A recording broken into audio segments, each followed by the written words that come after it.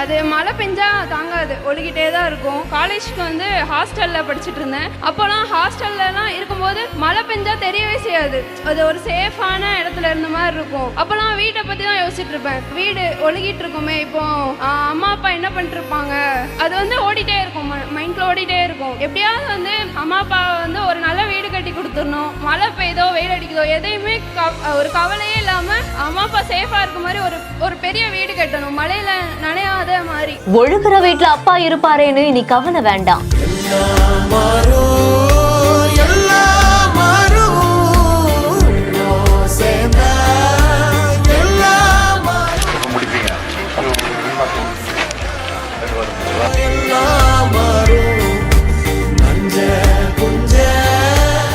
கேக்குதம்மா, எப்படி இருக்க? நல்லா இருக்கு. வீட்டில் தான் இருக்காங்க, இப்படி கட்டிட்டு இருக்காங்க. 2 மாதம் முடிச்சிருக்கிறாங்க. தீபாவளி வந்துட்டு போனியா? சரிம்மா, எப்படி போயிட்டு இருக்கு உனக்கு? மேலே நல்லா போயிட்டு இருக்கு. எங்கே தங்கியிருக்கம்மா? இங்கே ஹாஸ்டல்லையா? சரி சரி, வசதியாக இருக்கா? சரிம்மா, சந்தோஷமா. உங்கள் அப்பா தான் பார்த்து பேசிட்டு இருக்கேன். சரிம்மா, சரி. வந்து நான் சென்னை வந்து பார்க்குறேம்மா உன்னை. சரிம்மா, நன்றிம்மா.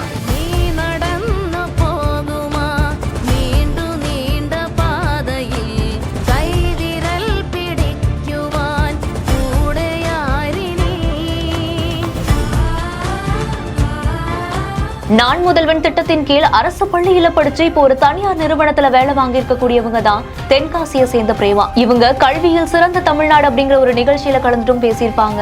அப்போ தன்னை கஷ்டப்பட்டு படிக்க வச்ச அப்பா மழையில ஒழுகுற வீட்டுல வாழ்ந்துட்டு வரதாகவும் கண்ணீர் விட்டு அழுதுருப்பாங்க. அப்போ அந்த நிகழ்ச்சியில இருந்த மு.க. ஸ்டாலின் அவர்கிட்ட தன்னுடைய அப்பாவுக்காக ஒழுகாத வீட்டை கட்டித்தரணும் அப்படிங்கிற மாதிரி ஒரு கோரிக்கையும் வச்சிருப்பாங்க. அப்படி தென்காசியில கட்டப்பட்டு வரக்கூடிய அந்த வீட்டை முதலமைச்சர் மு.க. ஸ்டாலின் நேர்ல போய் பார்வையிட்டு இருக்காரு. இந்த செய்தி குறித்த உங்களுடைய கருத்துக்களை கீழே ஷேர் பண்ணுங்க. மேலும் செய்திகளுக்கு நம்ம பிஹைண்ட் நியூஸை ஃபாலோ பண்ணிக்கோங்க. இந்த வீடியோவை வழங்கியோர் GT holidays, Medway hospitals, Aalaya cotton தோதிஷன் ஷர்ட்ஸ்.